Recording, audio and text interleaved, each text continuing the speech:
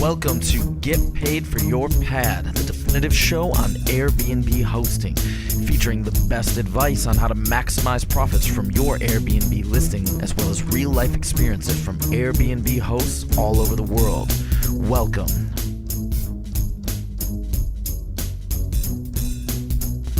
Get paid for your pad.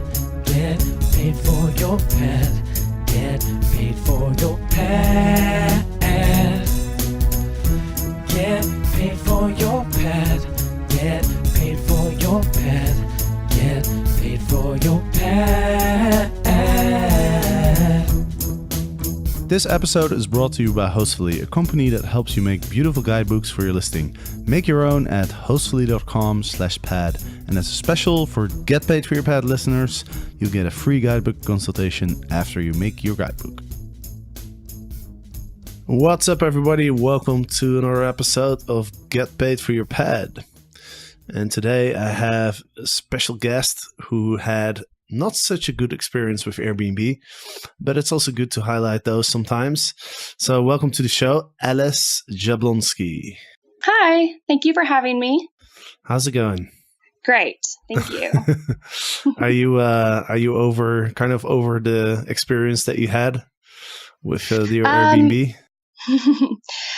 Well, I'm interested in reliving it with you now, but I am really hoping that it gets resolved and that I can be over and done with it as soon as possible. Awesome. Well, let's dive right into it. You are hosting multiple properties, right? And one of the properties is a resort, a private mountain home in Tennessee. But you have more properties than that, right?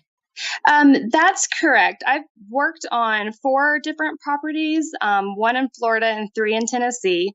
The resort is actually the primary property I'm working on now. And while it's not being occupied, I actually live there.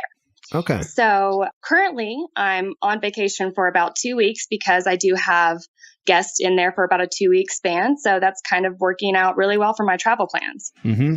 Awesome. And you've been doing a very good job because I noticed you are, in fact, a super host. Thank you. So congratulations. That's very well done. But let's dive into the story. So let's start with the beginning of this booking, like the request that you got. Okay. So the booking started like any other booking. I received the request and the guest was very polite in their initial inquiry, stated the reason for their stay as wanting to do a quiet, relaxing weekend in the mountains, which I definitely told this property to be perfect for that type of stay. He was very polite. We had a little bit of back and forth, just sort of communicating arrival details and things like that. And as I mentioned to you, he did not have any reviews, but again, he was polite. He answered all my questions, and as everyone has to start somewhere. So I thought that it sounded like a good idea, and I went ahead and booked him. Okay. And then the stay was for 2 nights? Yes. So it was a Friday night and Saturday night reservation. Originally, he said he would be arriving around 3 to 4 in the afternoon. And I told him that I would be meeting him in person at that time. When it came to that day, however, he changed his time to be arriving, I think it was between 11 and midnight. So I did not go to meet him in person at that hour, which upon, if the future could have spoken to me at the time, I definitely would have met him in person. Right, and knowing what happened after that, because we already talked briefly before we started recording, it makes sense to me that he showed up a little later. On purpose. Yeah, exactly, yeah. Because they were supposed to come with 5 people, but there's some clear indications that it turned out to be a few more, right? Right. So he checks in on Friday. I speak to him that night to ensure he got in okay. I checked in with them on Saturday to make sure their stay was going all right. Everything sounded good. He responded back promptly. On Sunday, he messaged me and said that they were leaving. They said they had a great time and they'd love to come back if they were ever welcome. So that evening I returned home, and I returned home about 10:30. I had been out of town for the weekend, so I got home pretty late and it was already dark. When I walked into my house, the first thing I noticed was that our wood stove had been used and there was some sort of dark red sticky liquid on top of the stove. The number one house rule is to not use the wood stove. And that's for a couple of reasons. One, obviously, it can be a safety issue and a liability. Second of all, the house that this listing is actually a house that's currently on the market for sale. And we really didn't want anybody possibly messing up the wood stove, as it is a very beautiful piece and part of the a very main part of the house. So as soon as I noticed that the stove had been used, I messaged and said, hey, I used what is spilled on it. And that's when I sort of noticed more and more things. I went into my own personal closet and noticed that my grandmother's mink stole, which is a sort of old-fashioned style jacket that ladies used to wear in the 50s and 60s. But it was a genuine mink stole, of real fur. So I immediately noticed that it was gone, which sort of set me into a little bit of a panic. And I immediately started checking all the rooms and all my personal belongings just to make sure nothing else was gone. Unfortunately, a few other things were gone. In addition to the mink stole, I was missing one of the bedspreads, a king-size bedspread, another blanket that I had just purchased for the property, and a bottle of Sam Adams Utopia beer, which is a very rare bottle of beer that I actually only had because I worked for the company, and that was our Christmas gift one year. So the bottle did have my name on it, and it was missing. So in addition to the missing items, walking around the house, I noticed there were pieces of shattered glass in my bedroom. And so I followed them outside of the master. There's a double doors that goes out to the front porch from the master bedroom. And I immediately saw thousands of pieces of shattered green and clear glass. Upon further investigation, it was pretty clear that the guest had been shooting pellet guns off of my front porch. They had lined up my stemware from my kitchen and some soda pop bottles that I left them as a welcome gift, and they had shot them off of my front porch. So we had a big task of cleaning up all the shattered glass on my front porch and in my gardens and walkway below, because of course, anything you shoot off a porch is going to land in the grass and in the gardens. And unfortunately, with that glass being green and my grass also being green, it's been pretty hard to get everything cleaned up that way. Moving forward, I found blood stains in my closet. There was vomit in every bathroom of my house, off of my front porch, on my stepping stones, partly on the stairs of the front porch. Let's see what else. I really don't want to miss anything because it's truly extraordinary, the amount of damages and also just evidence of this guest having a huge party at my house and not having a relaxing weekend as they had mentioned. Well, let's talk about the amount of alcohol that they consumed. Yeah. So speaking of extraordinary feats, we found evidence of what I can only describe as a fraternity keg party.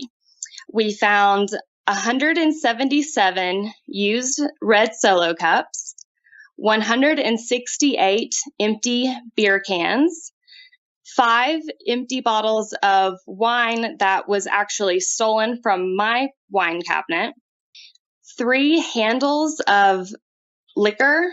I believe 1 or 2 were vodka, and I think the other was a whiskey. I'm not sure.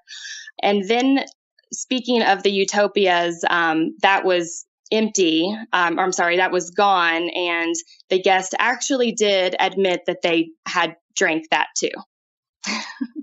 Wow, that's a lot of alcohol. And, that for 5 people in 2 nights to consume that amount of alcohol. I mean, I've had some pretty good parties in my life where I've drank a fair amount of alcohol, but I mean that's a little bit over the top. I mean, I guess it's possible, but you'd have to really drink a lot. I mean, it would definitely explain the vomit. I agree. I agree. Now, again, he did say that it was only 5 people. And when I confronted him about the fact that I saw evidence of a party after, he still held fast to that there was only 5 people. But I frankly just cannot believe that. As I mentioned to you before, they were really only at the property for about 36 to maybe 40 hours total.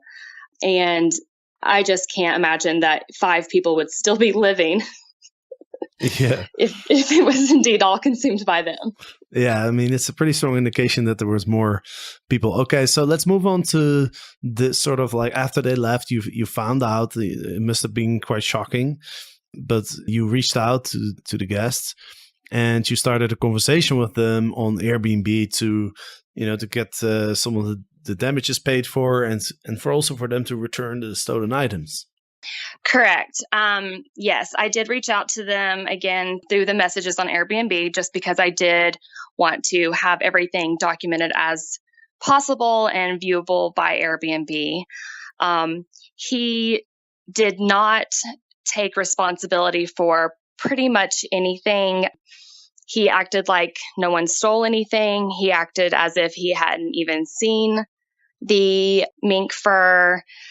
He acted as if everything else must have just vanished, which was very disappointing to me, not only because, of course, that mink piece was given to me by a very dear relative and had sentimental value, but also just because every other experience I have had with Airbnb guests thus far, if anything even was slightly amiss, they've always been very quick to, and when I say they, I mean the guest, and I have always been easily able to come to a resolution for both sides. So the fact that he was not being very responsive and not taking responsibility really sort of changed the way I knew that this situation was going to play out in the long run. Right. I mean, and you've provided all the documentation to me, so I had a look before, and it sounds like when you look at the messages, he makes it sound like, yeah, we had a bit of a party, we made a bit of a mess. Sorry about that, but it really wasn't anything over the top. We didn't steal anything, but I'll ask my friends to see if they maybe they stole something. He's really trying to shrug it off and trying to get away with it for maybe paying a couple $100 and extra cleaning fee or something. Correct. Yeah, just again, some of these messages I find completely audacious because, as I've already described, the glass shatters that we found all over the porch, his explanation was maybe a glass bottle or two might have dropped out of a trash bag. That's quite humorous. Right. And actually, the police detective also thought that was very humorous, as I provided all the same documentation that I showed to you this morning to them. And as he was reading back the messages between us, he was actually laughing out loud at what this kid how he was responding, and the very cavalier nature of, speaking to a cop in that way, I guess. Right. And, so kind of jumping into the next phase of this process where you decided to contact Airbnb and use the Airbnb resolution tool. Airbnb then advised you to call the cops. Correct. Yes. So like I mentioned before, I got home really late that Sunday night. And where this house is located, there is no cell phone service. So I ended up driving about 20 minutes down the road to find cell phone service. And I called Airbnb that evening. I just felt that it was really important to go ahead and have their acknowledgement that something was wrong. and I didn't want to waste any time in getting it resolved. So I did phone Airbnb that evening, and essentially the customer service agent listened to me rant about what I had just found and did advise me to call the police as soon as possible, which we did the very next morning. What else did you get as advice? Well, at that point, I didn't really get a lot of other advice except when I mentioned to the Airbnb customer service agent that Airbnb itself does not let us know the ages of guests as they are booking or making their inquiries. And as many good hosts do, and as I've heard many great hosts recommend to other hosts, I left a bottle of wine out for them. And as it turns out, these guests were underage. And at that point, Airbnb, the only thing that they recommended that I do in order to sort of prevent, I can't really say prevent this happening again, but to have a better, I guess, idea of what you might be getting into with certain guests would be to, when they arrive at your property, to take a photo of the front and back of their license. And so that if anything were to happen in the future, that I would have their most recent government ID and contact information. Right. And talking about the alcohol and the underage, that brings up another interesting subject because, you know, as you said, you provide a bottle of wine to your guests, as many other hosts do. And so, you know, in the US, I know you have to be 21 to legally drink, right? Now, is there any risk that you could be, you know, sort of held responsible for these people drinking?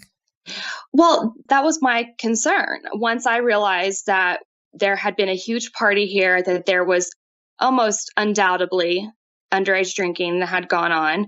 And I did feel very nervous and scared because I do know how serious the United States takes underage drinking and the liability factor for people who can be considered as providing or purchasing alcohol for anyone underage. That was something that I actually brought up very intently with Airbnb during that conversation because I, as a superhost, felt as if Airbnb was sort of putting us in the crosshairs in this particular instance, because on one hand, we are sort of encouraged to leave out things like that and to be extra welcoming in those ways. And at the same time, Airbnb, per their policy, because they do want to sort of avoid, if they can, any sort of age discrimination happening, which I understand. But at the same time, they don't tell us that these people could be underage, in which case they know that they are setting someone up for a liability if they were to get, an underage person were to get hands on alcohol that belonged to a host. Yeah, so, and I was just thinking that's good advice for other hosts. Like if you do provide a bottle of wine or a 6-pack of beer or something, to maybe ask before the guests how old they are, right? Or to maybe ask them, hey, can you send me a photo of your ID or something? And if you're over 21, I'll leave a bottle of wine out for you. Right. Again, I actually can't say that Airbnb would allow us to ask how old are you. They seem to be of the impression that that would go into their age discrimination policy and that it would not be the right question to ask how old are you, but just to go ahead with the booking. And then once they arrive at your door, then to ask them for their government ID and take a photo of it. So in a way, there really isn't a lot you can do to sort of, not get in the situation where you might have an underage guest. I think it's a pretty sticky situation that Airbnb has right now, and one that I think might not really have a good answer unless you're going to be like me now, which is just that I'm not going to be leaving any alcohol out for guests from now on. Right. Yeah, I guess, when the guests arrive, or if you're a remote host, you could say, without asking age, you could say, for example, hey, if you sent me a copy of your identification, then I might leave a bottle of wine out for you. Then technically you're not asking for age, right? Oh yeah, that's something I didn't think of. That would be a good idea. Host, I can't emphasize how important it is to share recommendations of things to do or eat near your listing beforehand. Your guests won't have to go through TripAdvisor, Foursquare or Yelp. They won't have to scratch their head and think about possible places right in the moment. I've been using Hostfully to create an online and printable guidebook to show my guests my favorite coffee places in Amsterdam. They use my recommendations and I'm getting fewer questions from my guests as a result. I've also included screenshots of my guidebook on my Airbnb listing as a way to differentiate my listing from others. So make your own guidebook at hostfully.com/pad. Let's move on to the next phase. So now you're in the Airbnb resolution phase, so to speak. Now, I personally don't have any experience with this, which I'm fairly glad about. But so I have no idea how this resolution process works. So what's the situation now? Okay, so how the resolution center works is the guest has to, before their next reservation arrives, you can dispute a guest. So what you would do is you would send a resolution center request for a specific amount of money, and you just detail what the guest did wrong or why you're requesting the amount of money. The guest then has 3 days to either approve the request and send the money, decline the request and give a reason why, or they can sort of negotiate the request, and the host and the guest then open up another dialogue where you are agreeing on a price. So if the host maybe sent a request of, let's say, $500, and the guest says, I really only did maybe $300 worth of damage, they might agree that the guest pays the host $400. In my case, I was advised by Airbnb to send that resolution center request as soon as possible. So I got up on Monday morning, and with the knowledge that I had at that moment of what was broken and stolen, I sent a resolution request for $685 and outlining everything that was wrong and requested all of the stolen items to be returned. Again, the guest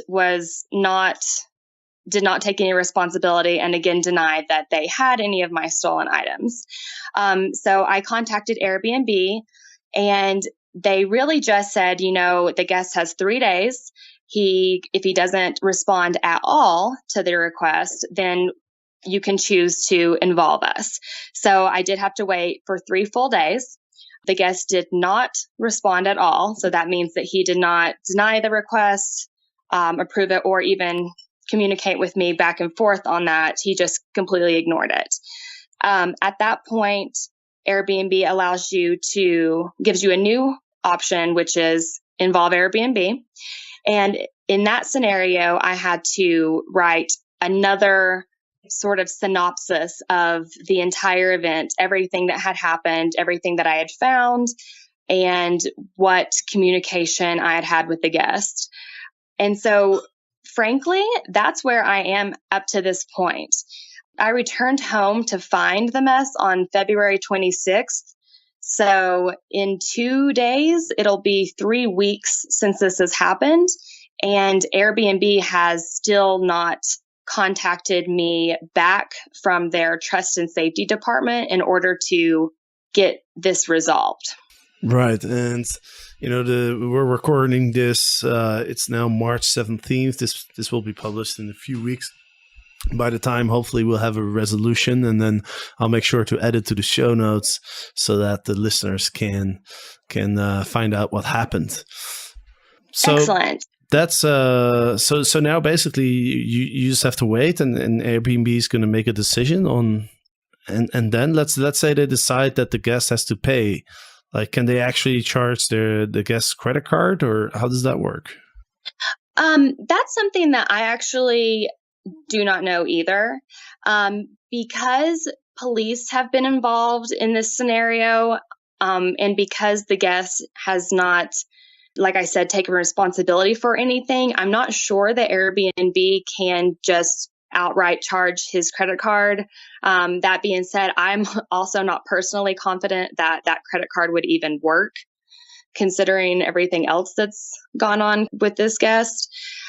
At this point, my best outcome would be that the Airbnb host guarantee takes over and reimburses us for the damages.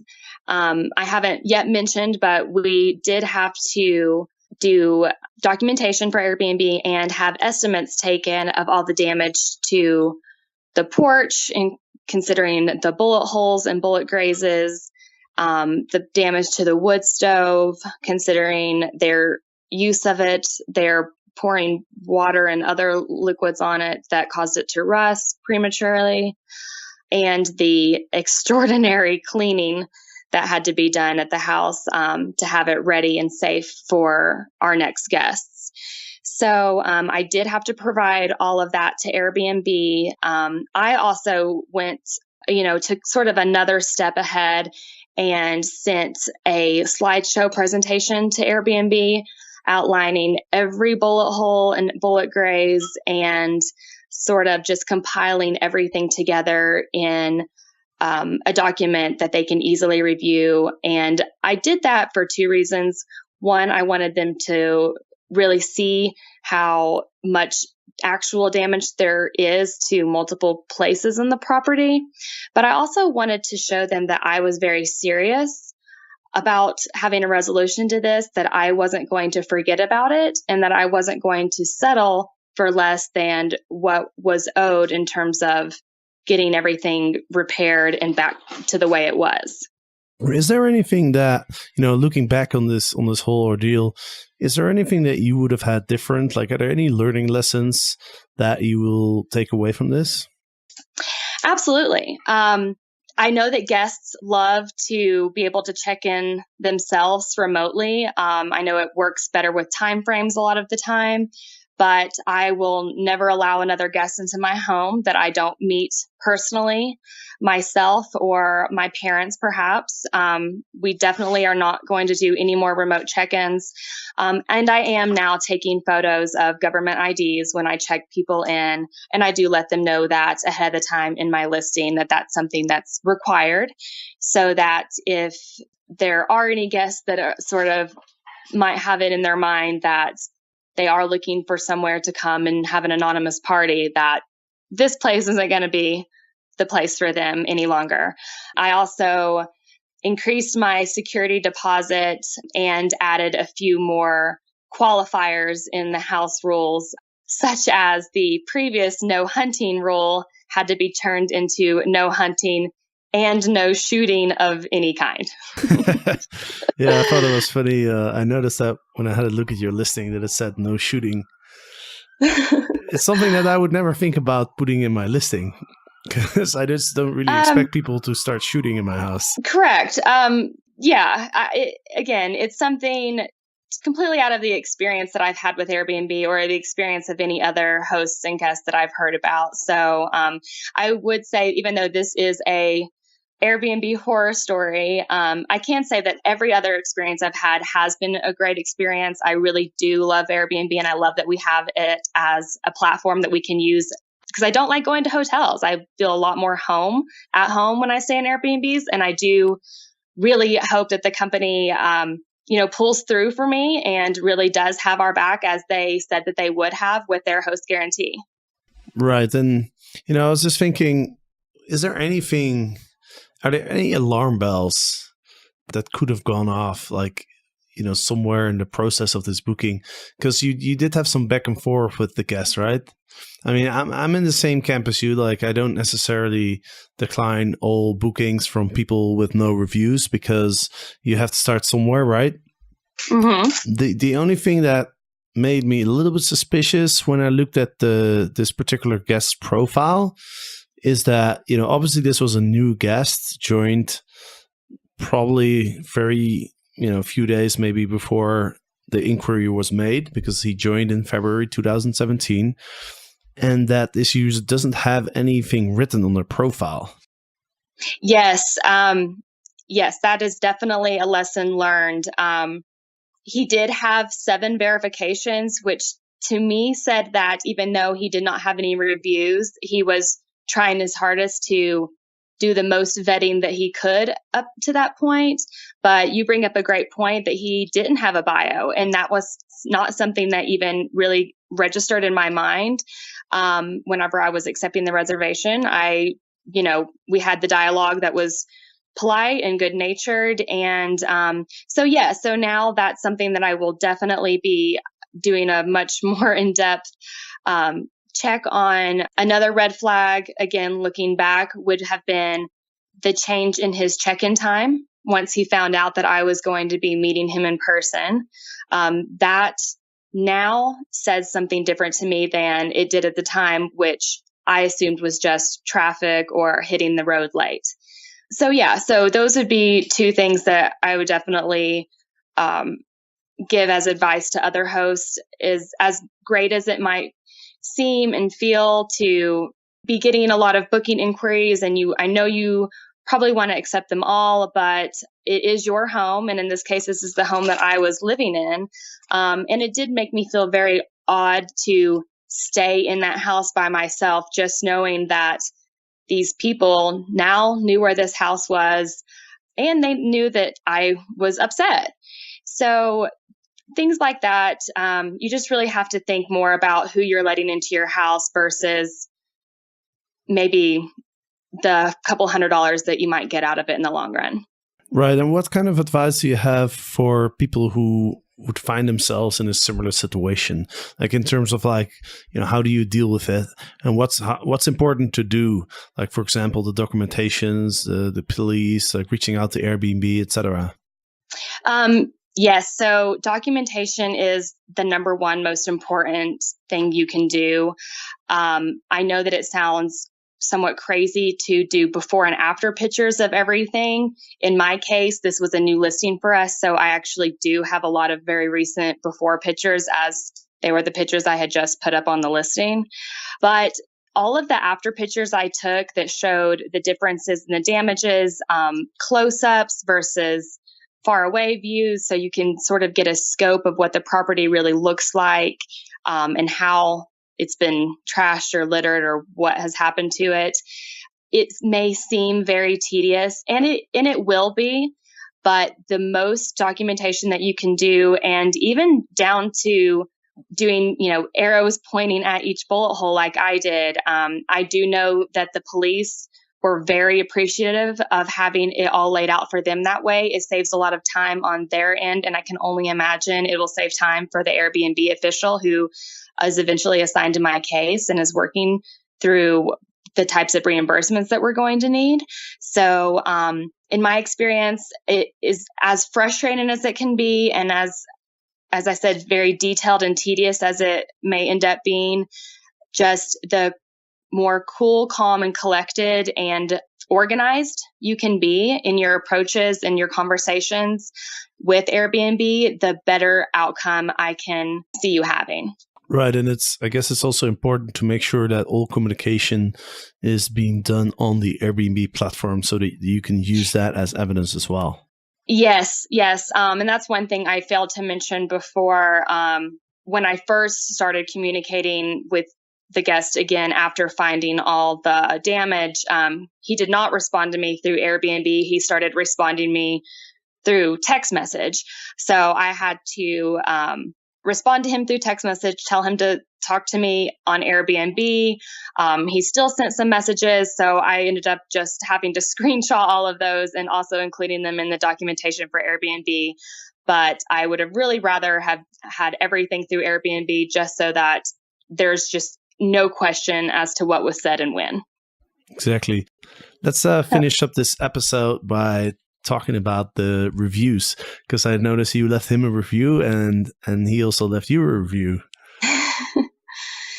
Yes. So at first I was hesitant to review him because I really thought the Airbnb was just going to delete his profile immediately. But I did talk to an Airbnb agent about specifically about the review, and he said that might not be the case. So I did go ahead and write a very detailed and honest review about this guest. I think the first words of the review were in all caps, and it said, "Hosts beware." If I would have read those 2 words on this or any guest profile, of course, I would have never accepted him as a guest or gone any further with the booking. So it is extremely important to review everyone, great experiences or not. And I just found it very comical, his review back. As you can probably tell from my reviews, I have only ever had 5-star reviews, and he gave me 4 stars across the board. But he did have very nice words to say. He said they enjoyed their weekend, that it was a beautiful house with a beautiful view. And then for some reason, he cited dust as a reason for my 4-star review, which I just thought was nice. I don't think that was the real reason. I don't either. I think, and my house wasn't even dusty. I think he was upset that you didn't provide him with enough bottles to shoot off your porch. I would agree. At least I guess he found some suitable plateware and glassware from my kitchen to use. or maybe that bottle of beer wasn't exclusive enough. Yeah. Luckily, I actually did not find any pieces of that bottle, so my assumption is that one is being kept. That one was being saved. Yeah. I guess I had at least one tiny bit of decency. Right. All right. Well, thanks so much for sharing your story, Alice. I'm sorry to hear about your experience, but I think it's very valuable for other hosts to hear about, how you handled it, what you maybe could have done. I wouldn't say to prevent it, but at least the learning lessons that you've taken from it. Mm-hmm. And are you? By the way, are you okay with sharing the documentation in the show notes? Oh, sure. Because I think that would be very interesting, so that everybody can actually see the actual pictures of the damages and the conversation that you have with the guest. Because I think it's very, I think you definitely dealt with the whole situation in a very good way, and also in a very organized way. The documentation that you've gathered is very elaborate and comprehensive. So I think it could be very valuable for other people to see that. Yes, I would love for you to do that. Any good that can come out of this experience in terms of for another host in the future is absolutely perfect in my mind and definitely desired. Awesome. So for listeners, if you want to check out all the pictures behind this story, go to getpaidforyourpad.com/podcast, and there you will see the episode show notes with all the documentation and the whole story and everything, all the links. So go ahead and check that out. Alice, thanks so much for sharing your story, and I hope you have some better experiences in the future. Thank you, Jasper. It's been great talking to you. Get paid for your pad. Get paid for your pad. Get paid for your pad. Get paid for your pad. Get paid for your pad. Get paid for your pad.